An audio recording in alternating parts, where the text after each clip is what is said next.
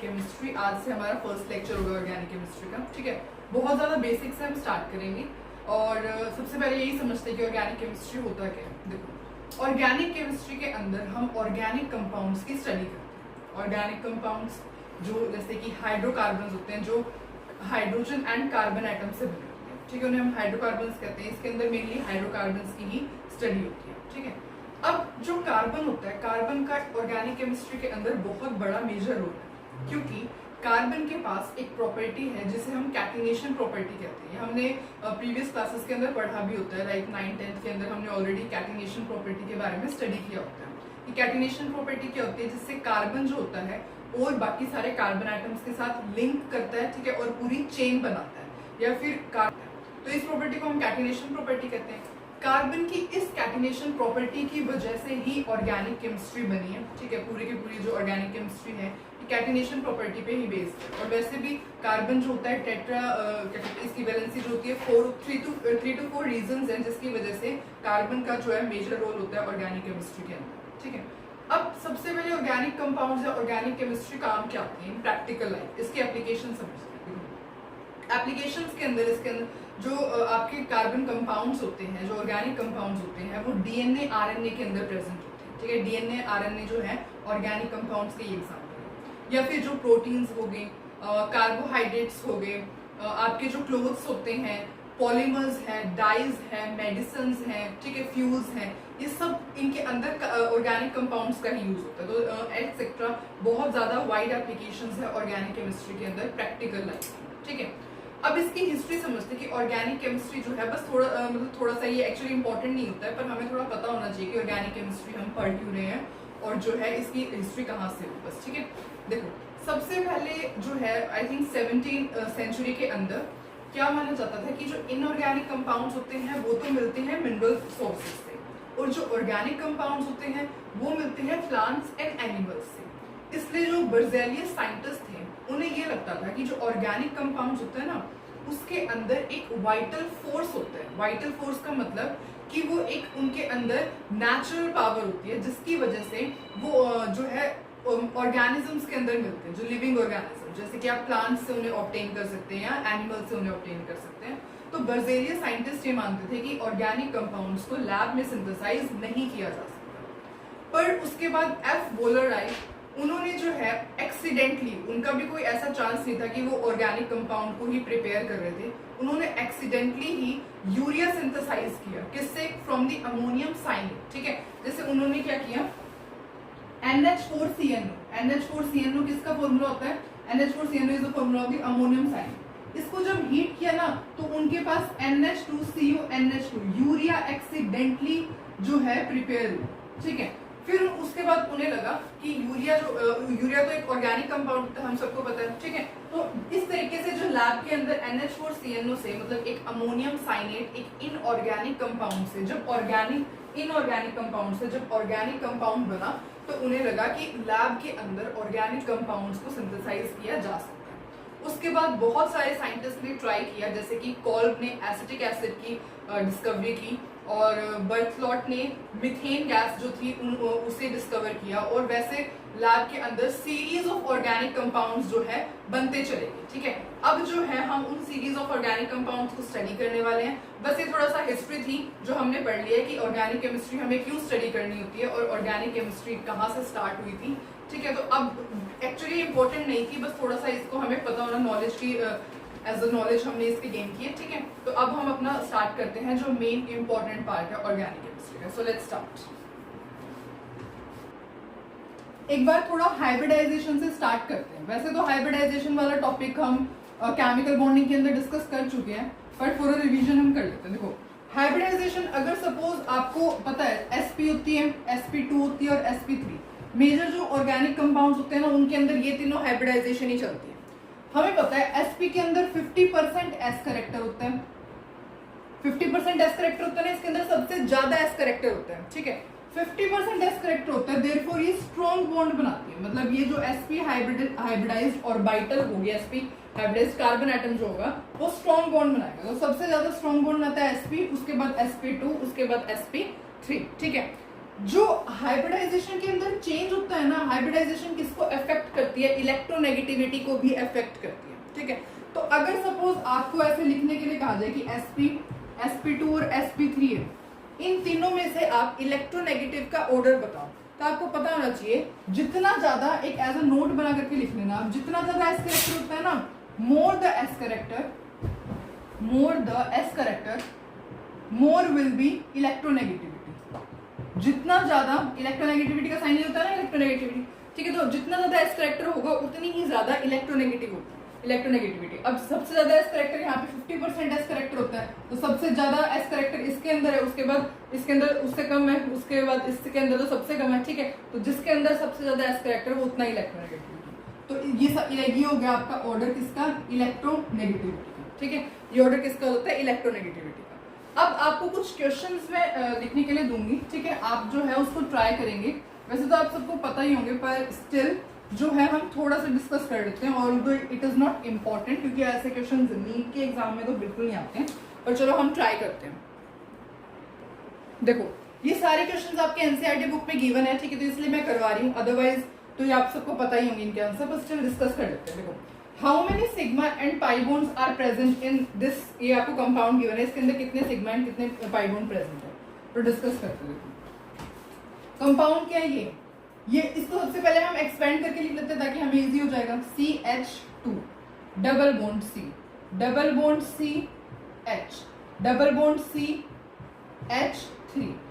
अब देखो sigma bond कितने हैं, सिग्मा बॉन्ड काउंट करते हैं। Sigma bond 1 2 3 4 5 6 7 8 9, total sigma bond कितने हैं, 9। और पाई बॉन्ड देखो, जब डबल बॉन्ड आता है तो आपको पता है ना, एक सिग्मा होता है एक पाई होता है।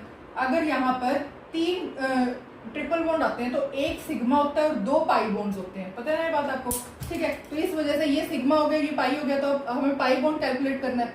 पाई बॉन्ड कितने हैं इसके अंदर, 1 2 3, यहाँ पे कितने हैं, 3 पाई बॉन्ड्स है, ठीक है। तो आंसर क्या, देखो एक मिनट, हाँ 1 2 3, तो इसके अंदर सिग्मा बॉन्ड्स कितने हैं टोटल, 9, और पाई बॉन्ड्स कितने हैं टोटल, 3, ठीक है। अब हम नेक्स्ट क्वेश्चन ट्राई करते हैं। Hybridisation of each carbon in CH3CH double bond CHCN, इसके अंदर हमें क्या कैलकुलेट करनी है, हाइब्रिडाइजेशन कैलकुलेट करनी है। देखो हाइब्रिडाइजेशन कैसे करेंगे, जैसे कि CH3CH double bond CH C triple bond है, जो CN होता है उसे हम साइनाइड कहते हैं, अभी हम स्टडी करेंगे, ठीक है, जब हम कंटिन्यूस पढ़ेंगे ऑर्गेनिक केमिस्ट्री, ठीक है। CN जो होता है साइनाइड होता है, और C और N के बीच में कितने बॉन्ड होते हैं, ट्रिपल बॉन्ड होते हैं, ठीक है। अब हम इसको थोड़ा अच्छे से लिख लेते हैं, सो दैट हमें सारे बॉन्ड्स क्लियर हो जाएंगे। CH3CH डबल बॉन्ड C, ठीक है। अब देखते हैं हाइब्रिडाइजेशन बतानी हर एक कार्बन की। आपको पता है जब सिंगल बॉन्ड प्रेजेंट होता है तो हाइब्रिडाइजेशन क्या होती है, sp3। जब डबल बॉन्ड प्रेजेंट होते हैं तो हाइब्रिडाइजेशन क्या होती है, sp2। जब कार्बन के साथ में इस टाइप की कंडीशन या फिर C ट्रिपल बॉन्ड C होता है तो क्या होती है हाइब्रिडाइजेशन, sp।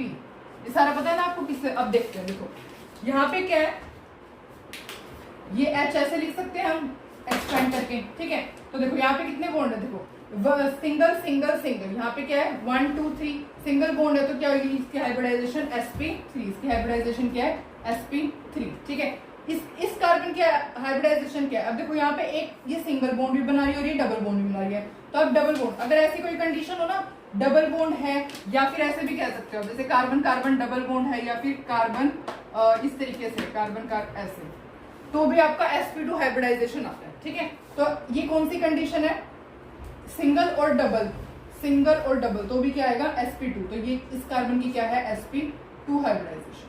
ये कौन सी कंडीशन है, ये H यहाँ पर है, ये H यहाँ पर है, ठीक है। तो अब देखो ये क्या है इसके अंदर, ये डबल बॉन्ड है और सिंगल है, तो डबल बॉन्ड और सिंगल, तो क्या है sp2। ये क्या है इसकी sp2, ब्लैक पेन से लिखती हूँ, पता नहीं इसका बार बार कैप क्यों गिर रही है, वेट, ठीक है। इसके अंदर ये क्या हो गया, sp2। अब ये कार्बन है, इसके एक सिंगल बॉन्ड बना रही है और एक जगह ट्रिपल बॉन्ड बना रही है, एक सिंगल बॉन्ड बना रही है यहाँ पर और एक जगह ट्रिपल बॉन्ड बना रही है, तो क्या आएगा sp हाइब्रिडाइज्ड कार्बन एटम, ठीक है। तो इसका आंसर क्या होगा, ये sp3 है, हम यहाँ पे लिख सकते हैं, ये sp3 है, ये sp2 है, ये sp2 है और ये sp, ठीक है। तो आप ये एज अ नोट करके लिख सकते हो बस कि आपको अगर सिंगल बॉन्ड है तो sp3, डबल बॉन्ड है तो sp2, और अगर इस टाइप की कंडीशन है ना कि कार्बन दोनों जगह दो दो बॉन्ड्स बना रहा है तो sp हो जाएगी, या ट्रिपल बॉन्ड बना रहा है तो भी sp हो जाएगी, ठीक है। तो अगर आपको सिंगल और डबल बॉन्ड ऐसे आए तो आप कंफ्यूज मत होना, आपको डबल बॉन्ड देखना है, डबल बॉन्ड बनाना है ना कार्बन, तो बस sp2 लगाना है यहाँ पे, ठीक है। अब हम नेक्स्ट क्वेश्चन के ऊपर मूव करते हैं, दैट इज हाइब्रिडाइजेशन कैलकुलेट करनी है हमें किसकी, इन सब स्ट्रक्चर्स की। तो सबसे पहले आपको पता होना चाहिए कि है क्या ये स्ट्रक्चर्स, तो सबसे पहले देखते हैं क्या है। CH2 double bond O, CH3F और CH ट्रिपल बॉन्ड N। देखो सबसे पहले हम ये डिस्कस करते हैं CH डबल बॉन्ड O। अब आप पहले मेरे को इसकी हाइब्रिडाइजेशन बताओ, क्या है इसकी हाइब्रिडाइजेशन, sp2 है ना, इसकी हाइब्रिडाइजेशन sp2 है, क्यों, क्योंकि कार्बन डबल बॉन्ड बना रहा है तो sp2 होगी। इसके अंदर देखते हैं, इसका है CH H हर जगह कार्बन सिंगल बॉन्ड बना रहा है तो इसकी हाइब्रिडाइजेशन क्या होगी, sp3।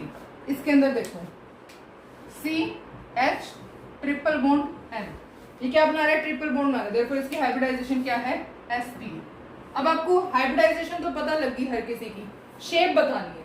जब sp2 होता है ना तो sp2 की क्या शेप होती है, ट्राइगोनल प्लेनर। ये हमने केमिकल बॉन्डिंग के अंदर स्टडी किया था ना कि sp2 होता है तो क्या शेप होती है, ट्राइगोनल प्लेनर। जब sp3 होता है तो क्या शेप होती है, tetrahedral.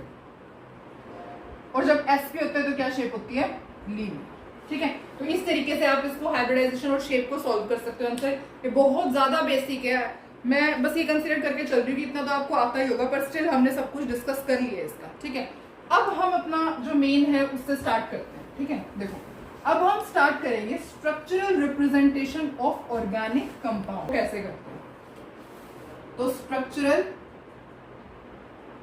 Representation of organic compounds, बहुत देखो 4 मेथड्स होते हैं टोटल। एक्सपेंडेड फॉर्म में भी लिखी जाती है, और ये लुईस डॉट स्ट्रक्चर को हमने कंप्लीट स्ट्रक्चरल फॉर्मूला से पढ़ते हैं, कंप्लीट स्ट्रक्चरल फॉर्मूले से भी लिखी जाती है, 3D के अंदर भी लिखी जाती है, और बॉन्ड लाइन में भी, ठीक है।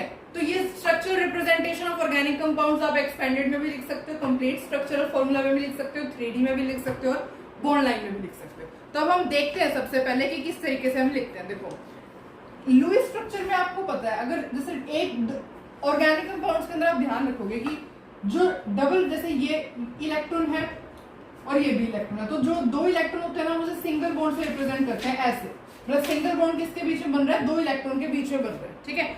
कैसे 2 इलेक्ट्रॉन को आप कैसे रिप्रेजेंट करोगे, सिंगल बॉन्ड, तो ये क्या होगा, सिंगल बॉन्ड।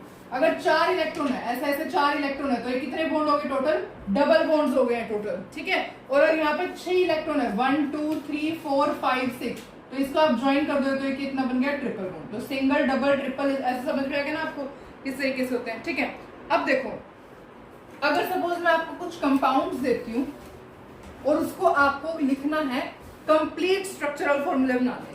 सबसे पहला क्वेश्चन है C2H6, उसके बाद आप लिखोगे C2H4, उसके बाद C2H2, और फिर आप लिखोगे CH2OH। इन सबको आपको लिख के दिखाना है कंप्लीट स्ट्रक्चरल फॉर्मूले में। देखते हैं कैसे लिखेंगे। देखो कार्बन कितने हैं, 2 कार्बन कार्बन ऐसे लगा देंगे, ठीक है। हाइड्रोजन कितने हैं, 6, 1 2 3 4 5 6। ये हो गया आपका C2H6, H H H H H। तो कार्बन की टोटल वैलेंसी 4 होती है। अब कार्बन ने एक बॉन्ड इसके साथ तो बना ही रखा था, तो 3 हाइड्रोजन आने थे, यहाँ पे 3 हाइड्रोजन लगे, यहाँ पे 3 हाइड्रोजन लगे, तो C2H6 आपका इस तरीके से ड्रॉ हो सकता है, ठीक है। अब हम C2H4 देखते हैं। देखो C2H4 कैसे ड्रॉ करोगे, कार्बन कार्बन, अब तो ऐसे। अब आप देखोगे कि यहाँ पे 2 H है और यहाँ पे भी 2 H है, लेकिन यहाँ पर C2H4 कार्बन की वैलेंसी तो सेटिस्फाई नहीं हुई, कार्बन की तो 4 वैलेंसी होती है, पर यहाँ तो 1 2 3 है, तो यहाँ पे क्या पुट करोगे आप, डबल बॉन्ड, ठीक है। इसके बीच में क्या होता है, डबल बॉन्ड होता है, ठीक है। इस तरीके से आप इस कंप्लीट स्ट्रक्चरल फॉर्मूले को रिप्रेजेंट कर सकते हो, ठीक है। C2H2 है, C2H2, ठीक है। अब यहाँ पे देखोगे, यहाँ पे भी कार्बन की वैलेंसी सेटिस्फाई नहीं हुई, आपको इस तरीके से स्ट्रक्चर बनाने होते हैं कि सबकी वैलेंसी सेटिस्फाई हो। देखो हाइड्रोजन की तो वैलेंसी 1 ही होती है, तो इसकी तो सेटिस्फाई होती है। कार्बन की 4 आपको मेन फोकस करना पड़ता है कि कार्बन की वैलेंसी सेटिस्फाई होनी चाहिए, ठीक है। तो यहाँ पे कितने हैं, अब यहाँ पे तो कार्बन की 1 2 वैलेंसी सेटिस्फाई होगी, तो इसका मतलब क्या आएगा इस तरीके से, ठीक है। अब सेटिस्फाई होगी 1 2 3 4, यहाँ पे भी कार्बन की वैलेंसी कितनी होगी 1 2 3 4, इसलिए इस कार्बन और कार्बन के बीच में क्या आएगा ट्रिपल बॉन्ड होगा, ठीक है। तो C2H2 का कंप्लीट स्ट्रक्चर ये होगा, C2H4 का ये होगा। अब CH2OH का कैसे ड्रॉ करेंगे, CHHOH, ठीक है। ये क्या होता है, इस कार्बन की होगी ना वैलेंसी कंप्लीट 1 1 2 3, नहीं अब देखो कार्बन की वैलेंसी अभी भी कंप्लीट नहीं हुई, क्योंकि यहाँ पे ये मैंने गलत लिखा है CH3OH है, ठीक है, CH3OH मिथेनॉल, तो यहाँ पे कार्बन की ये CH3OH। इस तरीके से जो है आप कंप्लीट स्ट्रक्चरल फॉर्मूला ड्रॉ कर सकते हो अगर आपको ये गिवन है तो, ठीक है। तो अब हम स्टार्ट करते हैं, अब कंडेंस फॉर्मूला लिखना है आपको। अब कंडेंस फॉर्मूला आप कैसे लिखोगे, मैं ऊपर वाला रब कर देती हूँ सो दैट हमें कोई कंफ्यूजन नहीं। देखो अब इसको आपको कंडेंस फॉर्मूला लिखना है। कंडेंस कैसे लिखेंगे, कुछ नहीं करना होता, बस ऐसे देखो यहाँ पे कार्बन है ना, कार्बन पुट करो, यहाँ पे क्या है 3 हाइड्रोजन, यहाँ पे CH3 पुट कर दो, ठीक है। उसके बाद आपको ना बॉन्ड नहीं दिखाने, मतलब सिंगल बॉन्ड नहीं दिखाने होते इसके अंदर, ठीक है। तो आप कार्बन यहाँ पुट करोगे कितने CH3, बस ये इसका कंडेंस फॉर्मूला होगा, एज इट इज आपको लिखना होता है। अब सपोज आप इसका आप लिख के दिखाओ कंडेंस फॉर्मूला, तो कैसे लिखोगे CH, यहाँ कितना है ट्रिपल बॉन्ड, ट्रिपल बॉन्ड को आप हमेशा शो करोगे, ठीक है। CH, ये किसका हो गया, इथाइन का हो गया, ठीक है, इथाइन का हो गया ट्रिपल बॉन्ड। अगर आपको इथीन का लिखना हो suppose,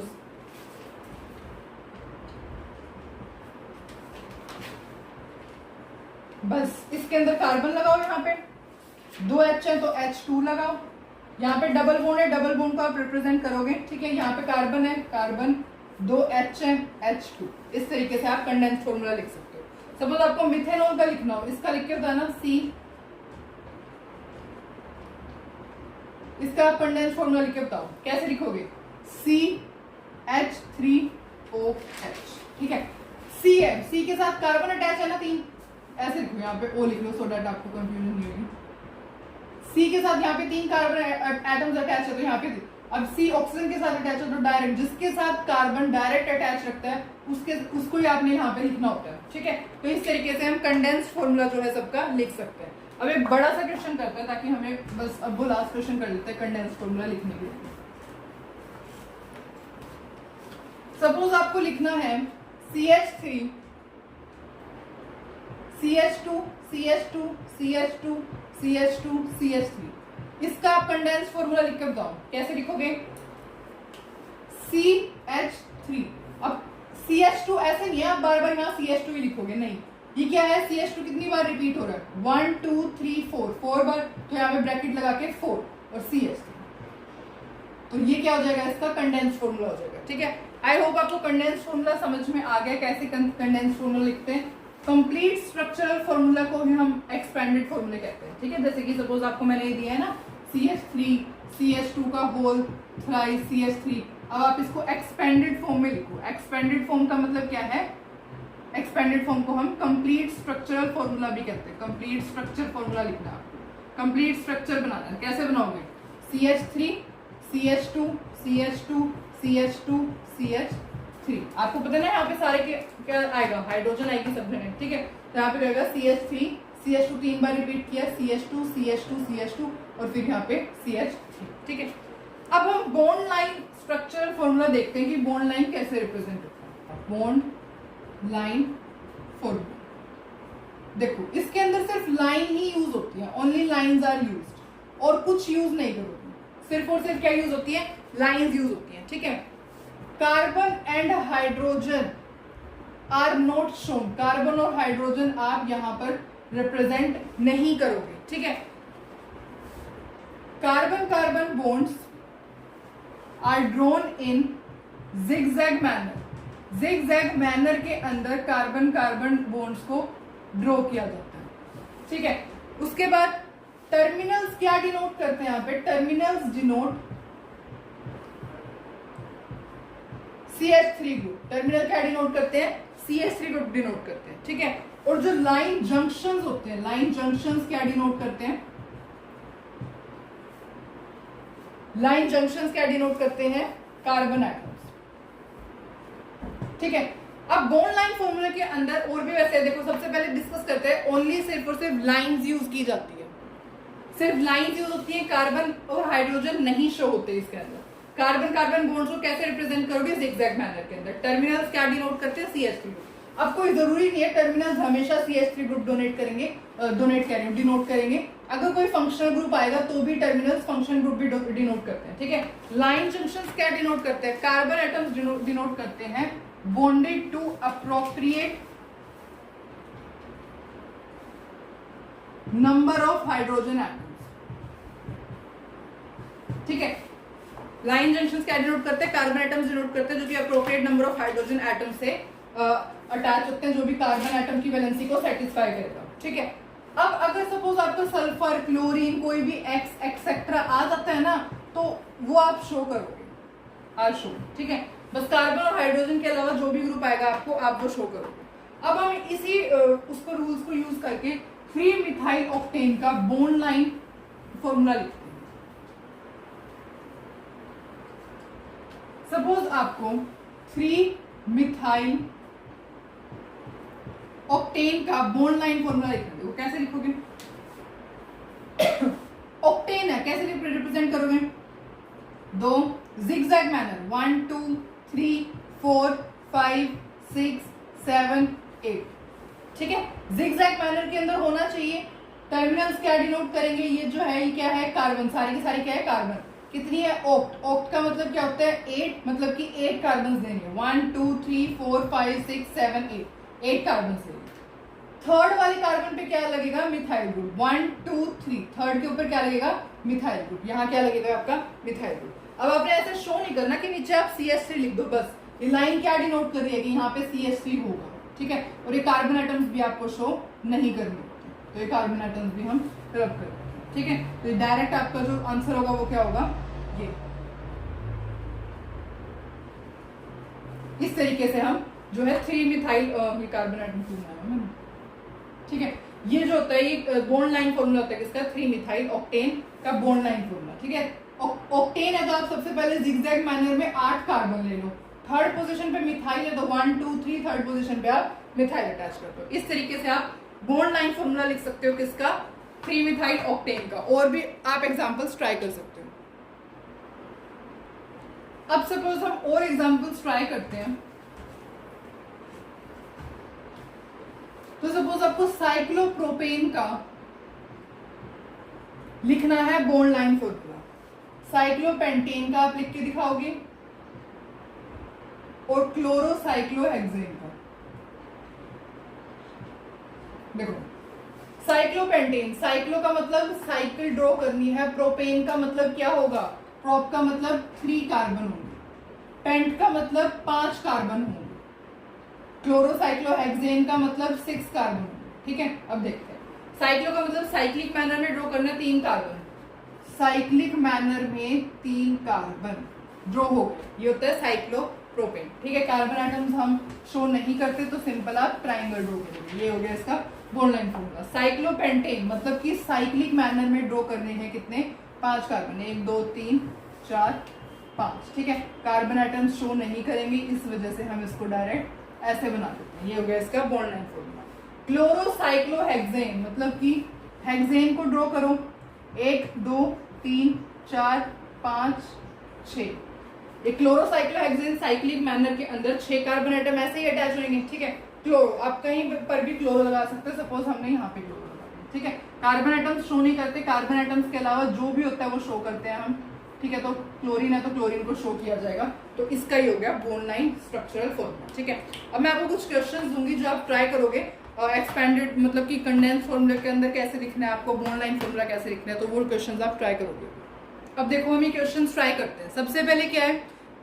expand this condense formula, हमें एक्सपेंड करना है कंडेंस फॉर्मूला। एक्सपेंशन तो हमें पता है क्या है, CH3 CH3 CH2 CH2 CO, C double bond होता है, C और O के बीच में कौन सा होता है? डबल बॉन्ड, क्योंकि बैलेंस सेटिस्फाई नहीं होगी ना अदरवाइज। CH2 CH3, ठीक है। क्योंकि अगर डबल बॉन्ड नहीं लगाओगे तो यहाँ सिंगल बॉन्ड लगाओगे तो कार्बन 1 2 3 हो जाएगा, ठीक है। फिर यहाँ पे आप सोचोगे H आना चाहिए, पर H तो लिखा ही नहीं हुआ। इसका मतलब क्या है? इसका मतलब कार्बन और ऑक्सीजन में डबल बॉन्ड होता है, ठीक है। आप यहाँ पे H मेंशन कर लेना बस। इसका कंडेंस फॉर्मूला जो हो गया, एक्सपेंड दिस कंडेंस फॉर्मूला, हाँ कंडेंस तो ये था, एक्सपेंडेड हमने इस तरीके से लिख दिया, ठीक है। हमें यहाँ कंडेंस और बॉन्ड लाइन दोनों फॉर्मूलेज लिखने हैं। देखो सबसे पहले हम कंडेंस लिखते हैं, तो OH ऐसे ही आएगा। CH2 कितनी बार रिपीट है? 1 2 3 1 2 3, CH2 का 3 बार रिपीट कर दिया। अब CH है, ये तो सही लिखा हुआ है CH3। अब क्या है? CH है, CH भी ठीक लिखा हुआ है, इसको भी नहीं है। CH3 2 बार, तो इसके अंदर क्या आ जाएगा? CH3 का होल ट्वाइस, ठीक है। तो ये क्या हो जाएगा? आपका कंडेंस फॉर्मूला हो जाएगा किसका? इसका। अगर आपको बॉन्ड लाइन फॉर्मूला लिखना हो तो बॉन्ड लाइन फॉर्मूला लिखते हैं, देखते हैं कैसे लिखेंगे। तो ऊपर वाला रब कर देती हूँ ना। अगर बॉन्ड लाइन फॉर्मूला लिखना है तो सबसे पहले आप ना number of carbon atoms count करोगे, ठीक है। देखो यहाँ पे क्या है? सबसे पहले यहाँ बिल्कुल टर्मिनल पे क्या है? OH, आपने यहाँ पे OH लगा। उसके बाद क्या है? CH2, CH2, हम इसको रब कर देंगे कार्बन और हाइड्रोजन को, ठीक है। उसके बाद क्या है? CH2, CH2, उसके बाद क्या है? CH2, CH2, उसके बाद क्या है? CH। अब देखो यहाँ पे CH है, CH को कैसे? अगर यहाँ पे CH है, इसका मतलब क्या है? यहाँ पे CH3 अटैच, तो यहाँ पे क्या है? CH3। उसके बाद क्या है? दोबारा से CH, इसका मतलब क्या है? यहाँ पे क्या अटैच है? CH3, यहाँ पे भी CH3 और यहाँ पर भी CH3, ठीक है। अब देखते हैं, इसको रब करते हैं बस और डायरेक्ट अटैच करते हैं। देखो कार्बन को तो हटाना ही है। पहले तो देखो आप क्या करो, इसको बिल्कुल ऐसे लिख लो जैसे आप लिख सकते हो बस। उसके बाद कार्बन हाइड्रोजन को रब करना है, तो कार्बन को रब किया तो ये ऐसे लाइन बन गई, ठीक है। हाइड्रोजन को भी हमें नहीं रिप्रेजेंट करना, कार्बन यहाँ पे डायरेक्ट ऐसे लाइन आएगी, यहाँ पर भी नहीं, ठीक है। यहाँ पर भी कार्बन को नहीं शो करना है, ऐसे लाइन आएगी। यहाँ ये CH3, ये भी नहीं शो होएगा, ये भी नहीं शो होएगा, ठीक है। C यहाँ पर भी नहीं होगा, ये डायरेक्ट यहाँ पे CH3 है, यहाँ पर भी ये नहीं होगा, ठीक है। अब ये आप ऐसे नीचे ही दिखा सकते हैं, ये कहाँ दिखाओगे आप? ये ऊपर लगेगा, ठीक है। ऐसे जैसे ऐसे होता है ना, तो दिस इज रॉन्ग, आप ऐसे नहीं लिखोगे। आप ऐसे है तो इसके पॉइंट के ऊपर ऐसे रिप्रेजेंट कर सकते हो, पर ऐसे नहीं। जैसे ये ट्रायंगल है ना, तो इसके बीच में से आप ऐसे CH3 रिप्रेजेंट नहीं करते, ये रिप्रेजेंटेशन गलत होती है, ठीक है। तो इसका जो बॉन्ड लाइन फॉर्मूला बन गया वो कैसा बन गया? इस तरीके से। ऐसे आप बस क्या करना है आपको? ऐसे लिख लो आप जैसे भी लिखते हो, एक्सपेंड करके इसको, और बस कार्बन हाइड्रोजन हटा दो, ठीक है। अब नेक्स्ट ट्राई करते हैं हम। इसका भी कंडेंस्ड और बॉन्ड लाइन दोनों फॉर्मूलेज लिखना है। देखो जैसे ये है, C ट्रिपल बॉन्ड N हो गया, यहाँ पे CH हो गया, ब्रैकेट में OH लगा दो और यहाँ पे CN लगा दो। इसका कौन सा फॉर्मूला हो गया? ये कंडेंस्ड फॉर्मूला हो गया, ठीक है। OH CH OH CN। अब आप देख रहे हो यहाँ पे CN2 2 बार रिपीट हो रहा है, 2 बार रिपीट हो रहा है ना, और एक ही कार्बन पे अटैच है। इसी कार्बन पर, इसको अगर आप ज्यादा उसे ऐसे देखो, इसी कार्बन पर एक ये मिडिल वाला कार्बन है, इस कार्बन के ऊपर ये अटैच है, CN अटैच है, ये CN अटैच है, ये हाइड्रोजन अटैच है और ये OH अटैच है, ठीक है। तो अब इसको और भी ज्यादा अगर आप लिखना चाहो तो इससे, तो ये हो जाएगा इसका कंडेंस फॉर्मूला। अब अगर आपको बॉन्ड लाइन फॉर्मूला लिखना है, इसका बॉन्ड लाइन फॉर्मूला तो बहुत ईजी है। आपने ये आइडेंटिफाई तो कर ही लिया कि ये मिडिल वाला कार्बन है, तो यहाँ पे मिडिल वाला कार्बन है, यहाँ पे एक हाइड्रोजन है, यहाँ पे आपके पास CN है, यहाँ पे भी CN है और यहाँ पर भी OH है। तो बॉन्ड लाइन लिखना है। बॉन्ड लाइन कैसे लिखोगे? जिगजैग मैनर के अंदर होता है बॉन्ड लाइन, तो ठीक है। तो जैसे यहाँ पे क्या है? CN है, यहाँ पे एक कार्बन है, यहाँ पे CN है, ठीक है, और यहाँ पे क्या है आपके पास? OH। तो ये क्या होगा? अब हमें क्या रिप्रेजेंट नहीं करना, ये नहीं करना होता ना कार्बन, बाकी तो हम रिप्रेजेंट करते हैं। तो ये क्या हो गया आपके पास? बॉन्ड लाइन फॉर्मूला हो गया किसका? इस कंपाउंड का, ठीक है। ये आपका हो गया बॉन्ड लाइन फॉर्मूला, ठीक है। कुछ नहीं करना, बस आपने CN लिखना है, यहाँ पे जिगजैग मैनर के अंदर लिखोगे। यहाँ पे CN है, CN किया, उसके बाद कार्बन है, ऐसे करके कार्बन के साथ CN अटैच है, CN अटैच है, इस कार्बन के साथ OH अटैच है, तो नीचे तो कर नहीं सकते, ये रिप्रेजेंटेशन गलत हो जाएगी, तो ऊपर हम OH अटैच कर देंगे, ठीक है। नेक्स्ट देखते हैं हम, एक्सपेंड करना है हमें इसे।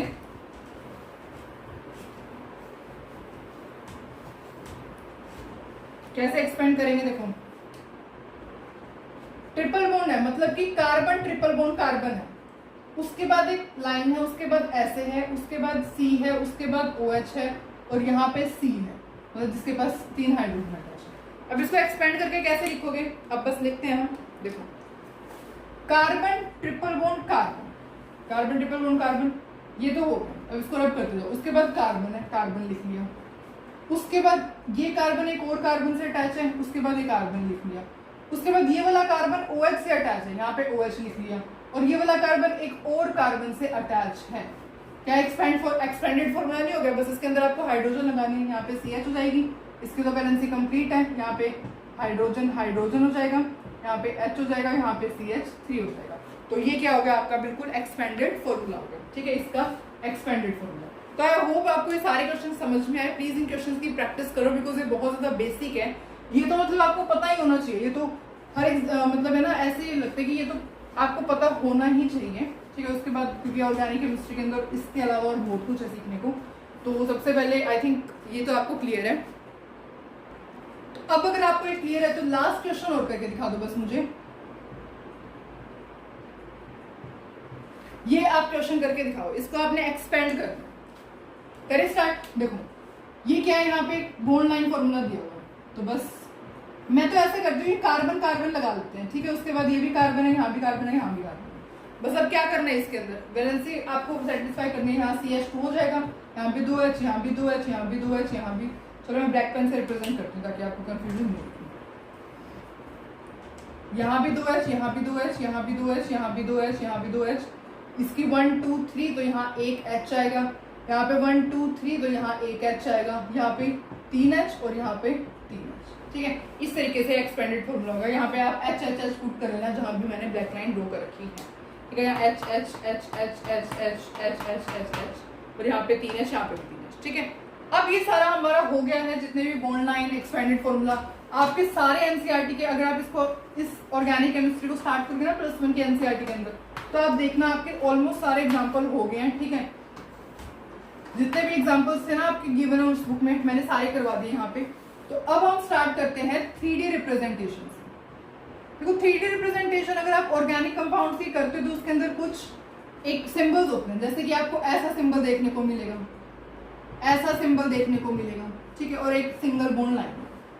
ये होता है प्लेन टूवर्ड्स, प्लेन क्या है, बॉन्ड टूवर्ड्स द ऑब्जर्वर। ये क्या रिप्रेजेंट करता है, बॉन्ड टूवर्ड्स द ऑब्जर्वर, पर out of the plane of paper, out of plane of paper. इसको हम क्या कहते हैं, इसको हम कहते हैं सॉलिड वेज। क्या नाम होता है इसका, सॉलिड वेज कहते हैं इसे, सॉलिड वेज। क्या होता है, बॉन्ड टूवर्ड्स द ऑब्जर्वर, आपकी तरफ आ रहा होगा, ठीक है, towards the observer but out of the plane of paper. इसके अंदर क्या होता है, ये बॉन्ड होता है डैश वेज, इसको हम कहते हैं डैश वेज, ठीक है। ये क्या रिप्रेजेंट करता है, bond away from the observer, away from observer out of plane of paper, ठीक है। Bond away from the observer but out of plane of paper. और अगर आपके पास ये सिंगल लाइन है तो ये सिंगल लाइन क्या रिप्रेजेंट करता है, bond in plane of paper. बस इसके रूल तो पता लग गया। अब हम CH4 का ड्रॉ करते हैं। देखो अगर आपको CH4 दिया जाए और आपको कहा जाए कि आप इसे 3D रिप्रेजेंट करके दिखाओ, तो CH4 के अंदर क्या होते हैं, ये जो दो बॉन्ड्स होते हैं ना, ये तो इन प्लेन ही होते हैं, मतलब bond in plane of paper होते हैं। एक बॉन्ड आपको बाहर आता हुआ नजर आएगा 3D अगर आप देखोगे, ठीक है, जिसे हम सॉलिड वेज से, बॉन्ड टूवर्ड्स ऑब्जर्वर, आपको ऐसा लगेगा कि आपकी तरफ आ रहा है, ठीक है। और एक जो होता है अवे फ्रॉम द, हमारे पीछे जाएगा, उसको हम इस तरीके से रिप्रेजेंट करते हैं, ठीक है। तो ये क्या होती है, this is the 3D representation of the organic compounds. Organic compounds की 3D रिप्रेजेंटेशन हम इस फॉर्मूले से करते हैं। सबसे पहले तो एक टर्म होती है फंक्शनल ग्रुप। बहुत सारे फंक्शनल ग्रुप्स के बारे में आप पढ़ोगे। फंक्शनल ग्रुप का मतलब होता है एक ऐसा ग्रुप जो कि कार्बन चेन के साथ अटैच होकर के केमिकल प्रॉपर्टी में चेंज लाए। देखो सपोज कोई भी आपकी कार्बन ग्रुप, कार्बन चेन आपकी चल रही है, ठीक है। मैं सपोज यहाँ पर OH अटैच कर देती हूँ, OH, तो अब तक ये क्या थी, अब तक ये अल्केन की सीरीज चल रही थी, अल्केन की। सिंगल बॉन्ड प्रेजेंट था ना सब में, तो किसकी सीरीज चल रही थी, अल्केन की सीरीज चल रही थी। पर जैसे ही मैंने OH जो होता है एक फंक्शनल ग्रुप होता है, जैसे ही यहाँ पर फंक्शनल ग्रुप हमने अटैच कर दिया ना, तो इसकी केमिकल प्रॉपर्टी चेंज हो जाएगी। अब ये अल्केन की तरह काम नहीं करेगी, किसकी तरह काम करेगी, अल्कोहल की तरह काम करेगी। ये अल्कोहल का फंक्शनल ग्रुप होता है ये OH, ठीक है। तो इस वजह से जो फंक्शनल ग्रुप होता है वो कोई भी एटम या फिर ग्रुप होता है, जब वो कार्बन चेन के साथ जुड़ जाता है ना, ज्वाइन हो जाता है, तो वो उसकी केमिकल प्रॉपर्टी के अंदर चेंज लाता है, ठीक है। तो वो जो यहाँ पे फंक्शनल ग्रुप होगा उसकी केमिकल प्रॉपर्टी चलेगी। सपोज यहाँ पे CH अटैच कर दूं मैं, वो भी एक एल्डिहाइड फंक्शनल ग्रुप है, तो ये कौन सी प्रॉपर्टी शो करेगा, अब ये एल्डिहाइड की प्रॉपर्टी शो करेगा। अगर यहाँ पे मैं COOH अटैच कर दूंगी तो कार्बोक्सिलिक एसिड की प्रॉपर्टी शो, ठीक है। तो इस तरीके से फंक्शनल ग्रुप क्या ग्रुप्स होते हैं जो कि कार्बन चेन के साथ जुड़ करके उनकी केमिकल प्रॉपर्टीज चेंज करते हैं, ठीक है। सिर्फ और सिर्फ कुछ बेसिक्स की है, स्टार्टिंग ही की है। तो नेक्स्ट लेक्चर के अंदर हम नोमेनक्लेचर, IUPAC नोमेनक्लेचर स्टार्ट करेंगे।